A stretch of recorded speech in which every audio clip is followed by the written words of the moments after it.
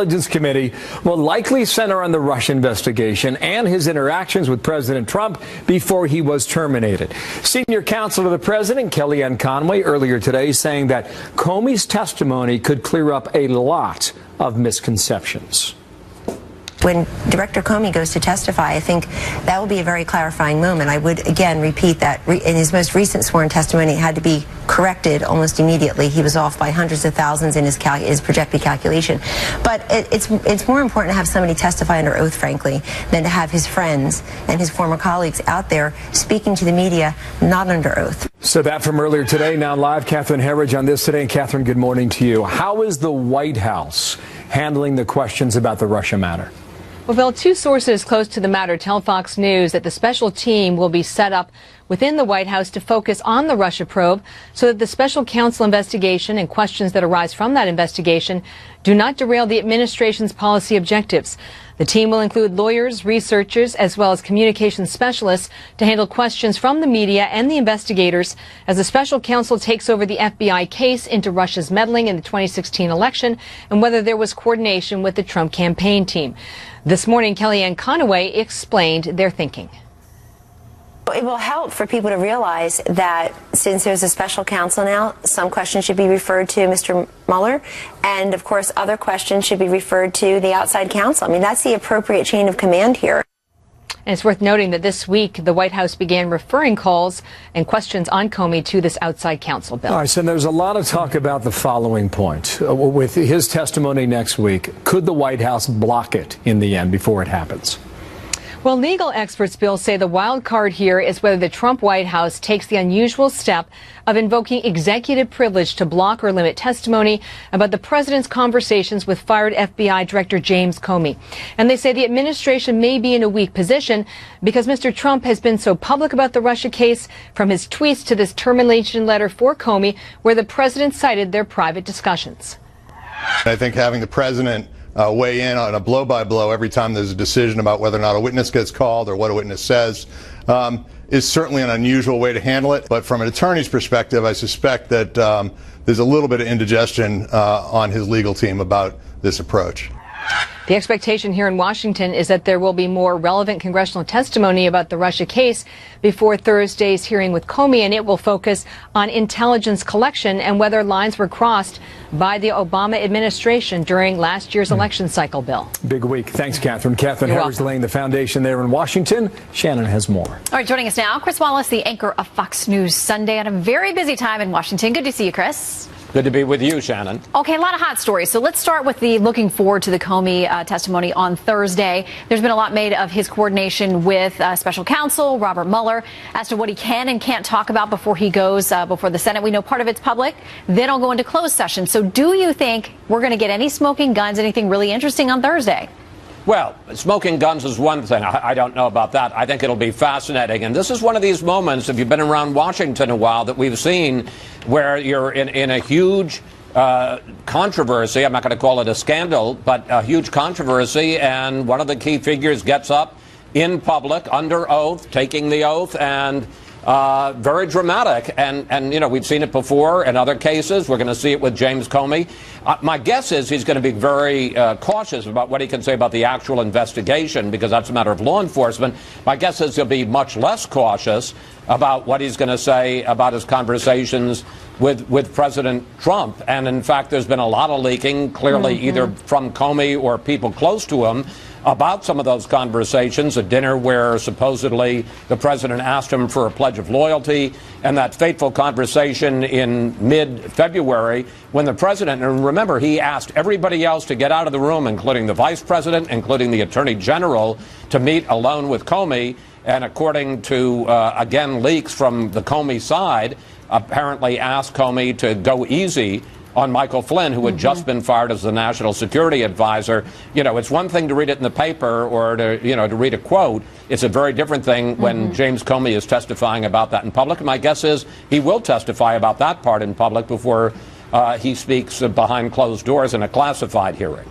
And, you know, the FBI thus far has declined to turn over those memos if they do exist or in what form or fashion. So it's going to be from his mouth. But don't you anticipate there will be some GOP senators who will say then, if it was such an egregious request that was made to you, why did you testify that there was never anyone who tried to hamper the investigation? Or why didn't you say something then in January? Well, yeah, I'm sure you can see from what Catherine just reported. Basically, the White House was going in a war footing here. They realized that this is a political war, could be a war for the future of the Trump presidency, and by setting up a war room and lawyers and all of that, they're going to be very aggressive. I think you're going to hear that from some of the Republican senators. I think, in fairness, when Comey was asked that, if you look back at what he said in that hearing the week before he was fired, he was asked specifically about whether or not he had ever been asked by the Justice Department to go easy or to impede or pull back the investigation, not about the president. And my guess is that's going to be a fine point of distinction there. And as far as why he didn't resign, I suppose part of the argument might be, I'm not going to presume to know what Comey's going to say, he thought that there might have been an effort to try to derail this investigation, and by resigning, he would only be enhancing or enabling that.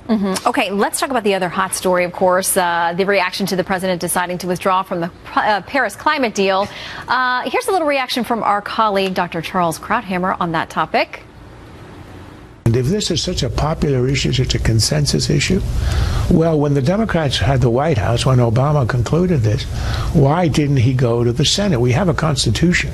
There's a reason why we have provisions, because you want treaties to have substance and permanence. So you go to the Senate, you get a consensus of the country expressed by a two-thirds majority, rather than some executive agreement. Well, and we noted, too, that the tweet that came from former President Clinton even called this a treaty. Obviously, it wasn't treated that way. And that's one of the main criticisms, that, you know, easy come, easy go if it's just an executive order or some piece of paper.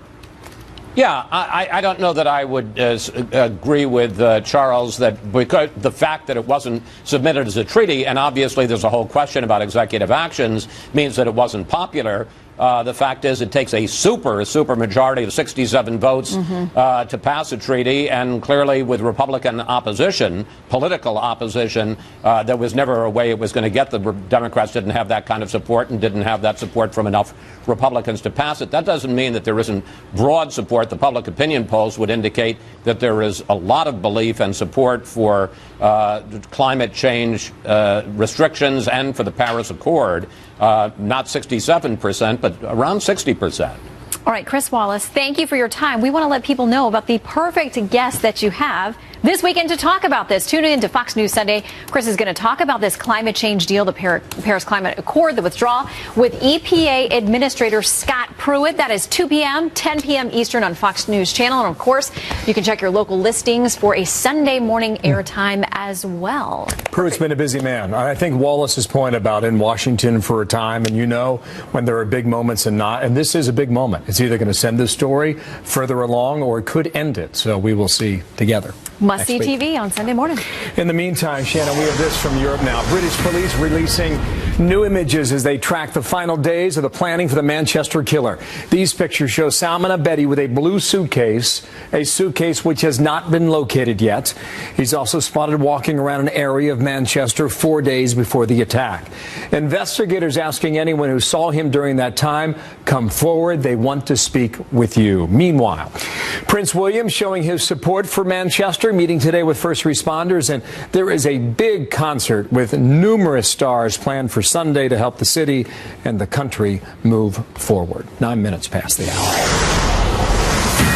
Back to another top story of the day. The Trump administration making good on a promise to take the travel ban fight all the way to the Supreme Court. So what will it take to get the highest court in the land on board with either side? Also, the U.S. Embassy in Israel will stay put for now. Governor Mike Huckabee, who's been to Israel many times, here to talk about that decision from the White House, delaying the move to Jerusalem. Coming up.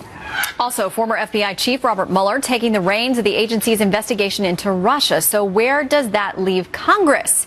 Senator Lindsey Graham joins us to explain his concern about potential conflicts between Mueller and Comey. But first, here's Kellyanne Conway, senior counselor to the president. I mean, that's the appropriate chain of command here. And I know people are obsessed and get $100 every time they say Russia, Russia, Russia. It's all speculative. Again, that operation being described as a matter of national security. So this is near Detroit. Agents on the scene for several hours, along with law enforcement from multiple agencies. The FBI saying there was no threat to the public and involved an incident that occurred out of state. So that's confusing. More details expected to be released later today on that. Meanwhile, the Trump administration taking its fight over the stalled travel ban, this one's 2.0, to the Supreme Court. The Department of Justice yesterday asking the high court to let the revised version of the ban take effect. Vice President Pence saying he's sure the justices will rule in the president's favor. We remain very confident that when this matter reaches the Supreme Court of the United States, they're going to recognize the right of the president in the Constitution and in the statutes of this country to control immigration in a way that puts the security of our country first. Jordan Sekulow is an attorney for American Center for Law and Justice and a familiar face to us here at Fox. Good to see you, Jordan. Hey, good to see you, Shannon. Okay, so we have 3 different petitions. We won't get too far into the weeds on those, but essentially this is now in the Supreme Court's court. That's right. But I want to read a little bit of what the judge who ruled against in one of the lower courts and was joined by several other judges, the majority opinion, said about this thing. Instead of looking at the text, of course, they considered what the president had said on the campaign trail, what others connected to the president have said. He said this: the order speaks with vague words of national security, but in context drips with religious intolerance, animus, and discrimination. Your response? Yeah, and this is key to how the court will decide really on the merits of this case. So I do believe the Supreme Court doesn't have to take any case, but when it comes to presidential power, it's very likely that it will. That bigger part of this case will probably be heard in the fall, sometime, October. And the question will be, did these statements by campaign associates, by President Trump on the campaign trail as a politician before serving in the government and before governing and issuing this executive order, have anything to do with the actual text? And when you look at Supreme Court precedent, unlike these circuit courts and lower courts, the Supreme Court precedent is pretty clear that you don't look behind the facial challenge, the text of the executive order. And even these judges that ruled against this executive order, found it unconstitutional, all admitted that on its face it is constitutional. You even had lawyers in court saying that were opposed to this, saying if it wasn't Donald Trump who put this through, that they would hold it constitutional, or that they wouldn't even be challenging it in court. Now, the big question, Shannon, obviously will be the immediate question will be the stay. Right. We've got 2 stays requested here on the injunctions that have gone into place. One in the 9th, one in the 4th. You could have individual justices. It would be Justice Kennedy for the 9th, Chief Justice Roberts for the 4th, or 5 justices. It could be referred to the entire court. And then you could have this order go into effect literally in hours from now. I mean, there's no timeline for how quickly that stay can happen. It can be denied as well. That doesn't mean the Trump administration has lost. Yeah, because essentially, as you noted, they've asked for a full hearing on the merits of the case. That would take a long time. That would be a long ways down the road. But again, they want those immediate requests to lift the ban so that the travel ban itself could actually move forward. One of the dissenting judges in the case out of the Fourth Circuit said this: the Supreme Court surely will shudder at the majority's adoption of this new rule that has no limits or bounds, meaning looking at the outside statements, one that transforms the majority's criticisms of a candidate's various campaign statements into a constitutional violation. Now, you and I have covered a lot of cases and kept tabs on a lot of cases recently at the Supreme Court. They've ruled against the use of executive power many times, including President Obama's own justices, Kagan and Sotomayor, are ruling against him. Why do you think this is a different case? Because it's immigration? Because the makeup of the court is different? What do you anticipate? Sure. Well, you got a strong makeup of the court for the president. I mean, it's a slim. I think this could be a 5-4 kind of situation. That being said, sometimes we're surprised in these cases, Shannon, because you not only have the constitutional power of the president when it comes to national security, which the court has also recognized, this kind of broad power, but you have statutory power. So you've got Congress that has also delegated power to the president to be able and act in the Immigration and Nationality Act for many decades, to be able to step in when necessary, when he deems necessary, to ban people who are not U.S. citizens from entering the country. And on the refugee issue, these are really pauses. Get things together, and it's very specific to countries. On refugees, it's the whole program in general, but it's not forever.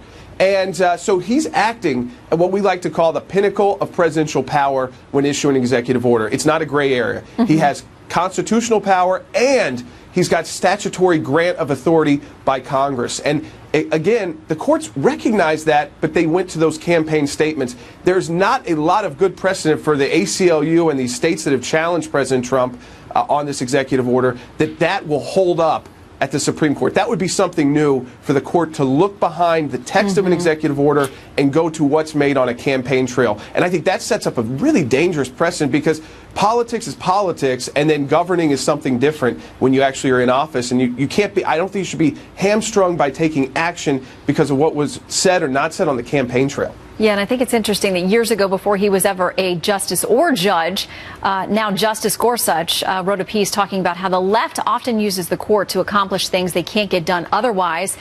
This thing could tie up the travel ban for years. So we will now watch and wait for action from the high court. Jordan Zekulo, thank you very much. Thanks, Shannon. 19 minutes now past the hour. As you can imagine, there was a lot of reaction here at home and around the world to President Trump's decision to pull out of the Paris climate deal. The left has gone into overdrive, the world into panic mode over this. Governor Mike Huckabee has been watching and listening to all of that, and he's going to join us with his reaction live in a couple minutes here, Shannon. Plus, one state taking on big drug companies, accusing them of knowingly fueling the opioid epidemic. The man behind that lawsuit joins us next. We will stop the drugs from pouring into our country and poisoning our youth, and we will expand treatment for those who have become my decision, a lifetime of standing tall.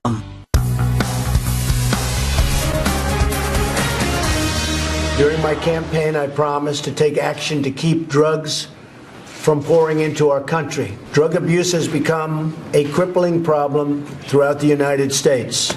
Drug overdoses are now the leading cause of accidental death in our country, and opioid overdose deaths have nearly quadrupled since 1999. This is a total epidemic. Yeah, it's a killer, too. And now the state of Ohio has filed a lawsuit against drug makers, claiming pharmaceutical companies have misled doctors and patients about the addictive powers of this medication. Ohio's AG, the Attorney General Mike DeWine's leading the charge, and he's with me now, sir. And good morning to you, and thank you for coming back to our program here. Go ahead and make your case. The burden of proof is on the state. I mean, what would you say to these companies about how you believe the evidence points to them, sir? You know, this is not a decision, as you know, that we would have made lightly. We looked at this. We looked at all the evidence. We think the evidence is going to clearly show that for an extended period of time, beginning in the late 1990s, these major drug companies tried to change the culture of prescribing. They basically was spending millions and millions of dollars. We're talking primarily to primary care physicians. It's interesting, they didn't target the specialists. They targeted, you know, the person you and I would go in to see in our local community. And what they told them was that these drugs were not very addictive. Historically, these opioids, these pain pills, are used for end of life. Someone has cancer to alleviate their pain, or they're used just, you know, one or two after something has happened, an operation or an accident. They were never used really for this long period of time. And so the drug companies looked at this and they started to try to change the culture. And they set up this, really, it's a machine. And the machine, unfortunately, is still going. And it's been going for about 2 decades. Yeah, let me ask you this. What they have been doing. Based on your case, sir, do you believe they were doing it out of ignorance, or do you believe it was an act of profit? No, we think the evidence is going to show that they knew they were misleading. I mean, one example would be, if you look, you know, when you open up your prescription, there's a little fine print in there, and it goes on, and you know, hardly anybody ever reads it. You know, in that fine print, they were much more honest about acknowledging the dangers. But when you looked at the glossy brochures that they put out to doctors. It was a very, very different story. Well, they were very sophisticated in how they did this. I understand the case you're making here. What I don't understand is why Ohio. Now, here are the numbers. In 2015, opioid deaths, 3,310. That's in Ohio. From 2014 to 2015, the number increased more than 21%. Now, I know New Hampshire was in the spotlight during the election, but what's going on in your state that has led to this epidemic? You know, this really started with a huge spike in prescribing of pain meds. We saw it first really in southern Ohio and in many of our Appalachian counties, but today it has spread throughout the entire state. And what many times happens is people go from the pain meds, to the heroin and to the fentanyl and the carfentanil. We think about 80% of people who are on heroin started with pain meds. I'm not sure that I can answer exactly why this is happening in the state of Ohio, but I can tell you it is very, very serious, and what is happening is our children's services are overwhelmed. Half the kids in foster care today in Ohio are there because one or both parents are addicts. It's just devastating. And we see it manifested in jails that are just overcrowded, and they're become detox centers. Well, we're going to follow the legal case as it winds its way through. West Virginia brought a case. Mississippi is still waiting on an answer for a legal case in that state as well. So now Ohio.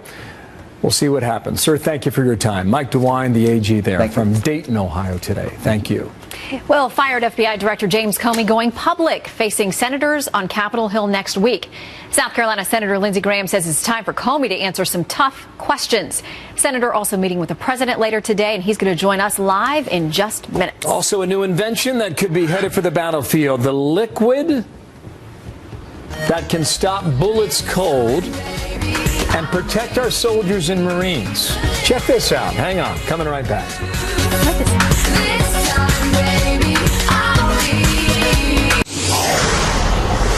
President Trump says he's leading America in a new direction, protecting the U.S. economy and jobs along with the environment. That was his statement from yesterday.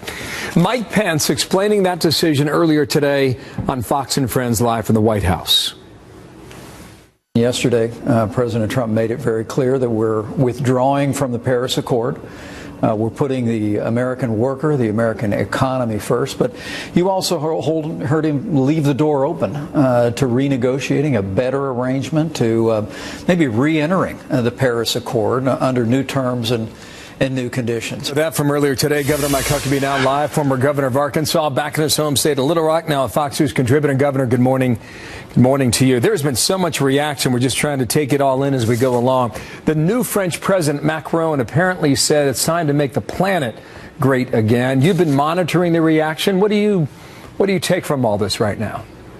Well, the most interesting thing, Bill, is that the overheated rhetoric from the left is so beyond the pale that, frankly, I think they've contributed more to global warming than the CO2 emissions over the past 50 years. You would think that Donald Trump had ordered every oil tanker in the world to come and dump oil on the shores of the U.S. and light it on fire. I mean, the point is that this whole deal might have, in its best form, reduced the temperature by 0.2 degrees over the next century. This was, to quote Hillary Clinton, a nothing burger to begin with. But here's what it would have done. Yeah. It would have hurt poor people in America, the very people that we're supposed to be helping. Well, if you raise electricity rates by 20%, Elon Musk can pay for it, Bill Gates can pay for it, all of these private corporations like Apple, they can afford it. But you know who can't afford it? The family that barely puts groceries on the table and just clothes on their kids' back. 20% increase in electricity. If they lose a job, where do they get the money to take their kids to school? I mean, this is what is being lost in this. This was a redistribution of wealth from the U.S. to underdeveloped countries around the rest of the world. This was a decision Donald Trump made to protect Americans rather than to protect people for whom we have no immediate responsibility. Let me play this quick comment from Mark Thiessen.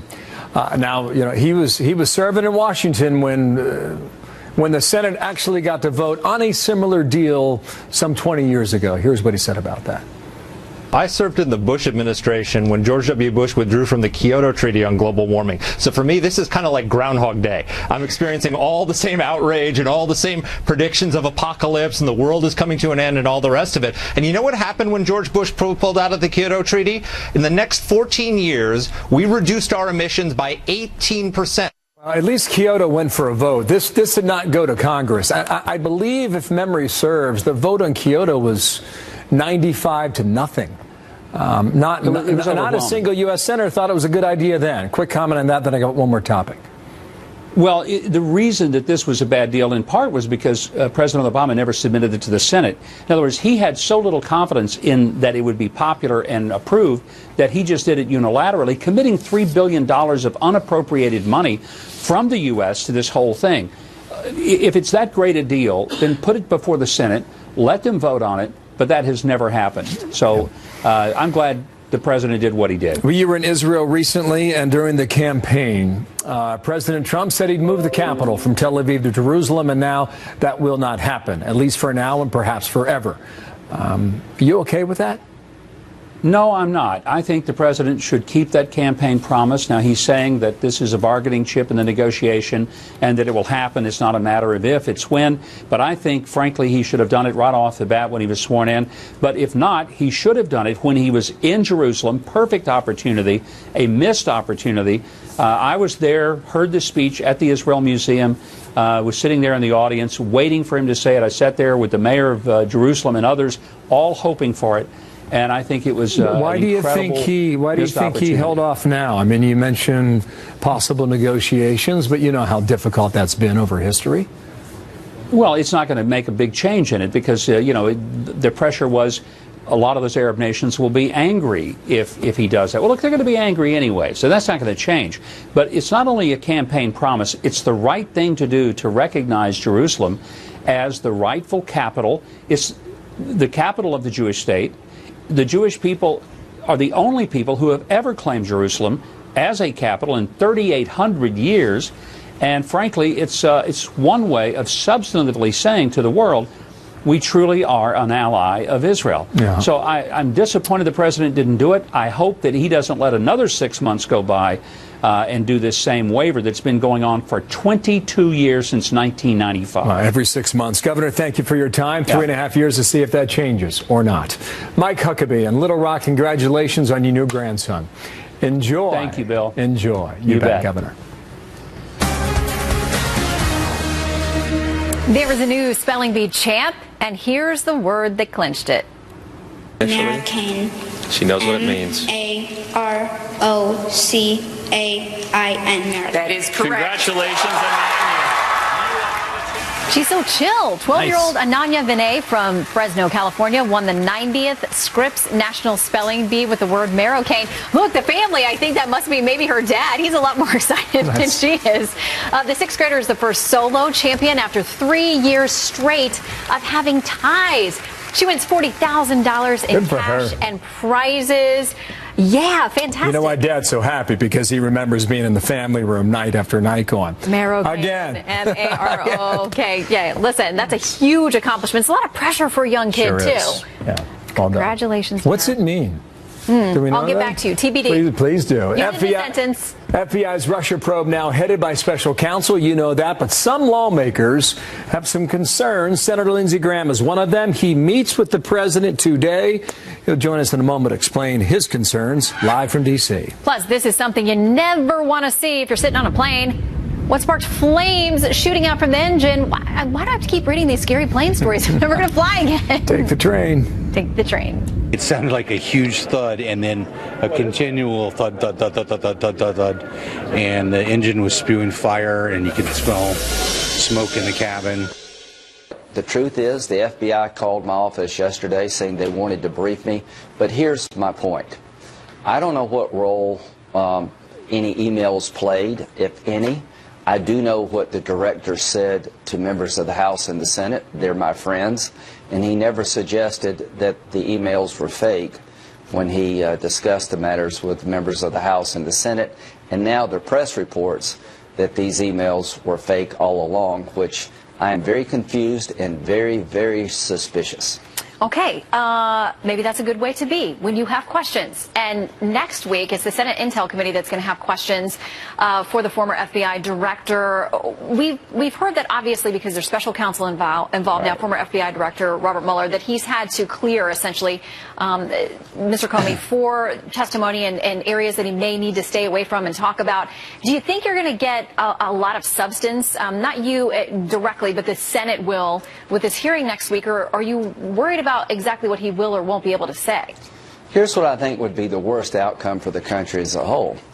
That Director Comey talk about conversations he had with the president in the White House, where the Comey team is alleging that the president tried to basically intimidate or stop the investigation of General Flynn, that he asked the FBI director to stand down. All I know is that Director Comey was fired by the president.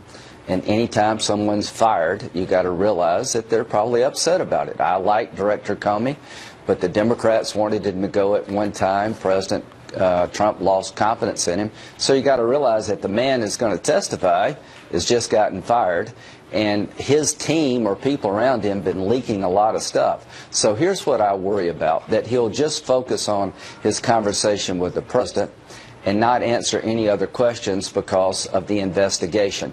That would be a hit job on President Trump, and I hope this hearing doesn't become a hit job on President Trump. I think Director Comey should answer the question, is Donald Trump under investigation? Is he a target or subject of an investigation regarding him colluding with the Russians? I don't believe he is. There's a cloud over the presidency that needs to be removed if the facts justify it being removed.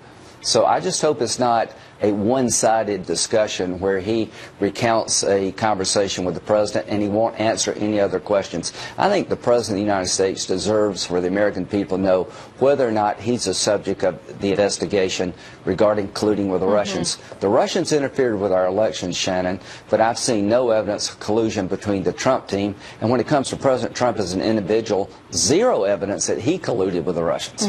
Okay, so there's that track. There's also this now track about unmasking, about people within the Obama administration who were making requests to have names unmasked. Here is Kellyanne Conway talking about that earlier on Fox. It's one of the real stories, and it's a major story that's going uncovered by the mainstream media. Where is that on the front pages of America's papers today? The fact that these highest-ranking officials in the Obama administration have now been subpoenaed. I hope that they'll cooperate. We're talking about the former CIA director. We're talking about the former National Security Advisor, Susan Rice. And we're talking about the UN ambassador, U.S. ambassador to the UN, Samantha Power. How concerned are you about that part of the story? I have reason to believe that a conversation that I had was picked up with some foreign leader or some foreign person, and somebody requested that my conversation be unmasked. I've been told that by people in the intelligence community. All I can say is that there are 1,950 collections on American citizens talking to people that were foreign agents being surveilled either by the CIA, the FBI, or the NSA. Here's the concern. Did the people in the Obama administration listen into these conversations? Was there a politicizing of the intelligence gathering process? So what I want to know, of the 1,950 incidental collections on American citizens, how many of them involved presidential candidates, members of Congress from either party, and if these conversations were unmasked, who made the request? Because I want to know everything there is about unmasking, how it works, and who requested unmasking of conversations between foreign people and American members of Congress. Okay, and so you believe you've got information that suggests you were an unmasked target. I've got information suggests that I was incidentally collected.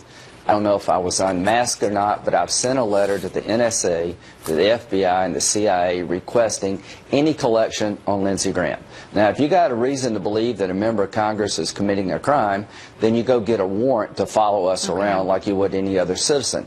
But I meet with foreign leaders all the time, and I would be upset if any executive branch agency listening in on my conversations, because I'm in another branch of government. Senator, we got to leave it there. Thank you very much. We'll be back with more news right after this quick break. chemistry experiment could keep our soldiers and Marines safe in battle. A 21-year-old Air Force cadet developed a cake-like batter that hardens with massive force to the point where it could stop a bullet. This project is now fully funded by the military. Elisa Cunha on that live today with more. Elisa, hello to you. Hi, Bill. Yeah, we have some really cool videos to help explain exactly what Air Force Academy cadet Haley Weir and Assistant Professor Dr. Ryan Burke did, so bear with us here. Now, here is Weir and Dr. Burke at the Academy. While in a chemistry class, she came up with an idea to not only stop a bullet, but to do so in a way that is much lighter and more flexible than current anti-ballistics. Dr. Burke was skeptical. Weir's idea involves a concept called shear thickening fluid. To help him visualize it, she poured water into a bowl of cornstarch, asked him to put his finger in the mixture with force. He says he almost broke it. Done slowly, an object will push right in. Add speed, it's practically impossible. They got to work and combined the fluid with anti-ballistic materials. The ingredients are secret, but mixed and spread on the front of this block stops a 9mm bullet. Same goes for a .44 Magnum. It stops it from penetrating. More research is being done right now at the Air Force Civil Engineer Center in Florida with a co-inventor who they work with. Weir's ultimate goal is to lighten the load for those in combat. A full vest kit is 26 pounds with the ceramic plates. You replace those with this new material, it could lighten things by 2/3.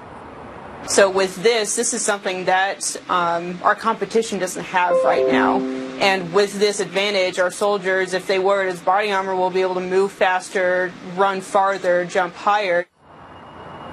Weir graduated last month and is heading to Clemson University on a full ride thanks to the Air Force. And Bill, after that, she heads to Florida to continue her work to help protect her fellow members of the military. Well, onward. Cool story. Lisa Cunha, thank you for that today. Shannon. Well, a new development in the president's travel ban, the White House taking its case to the Supreme Court. We've got some late-breaking details, along with major progress for the president's agenda that you likely have not heard about.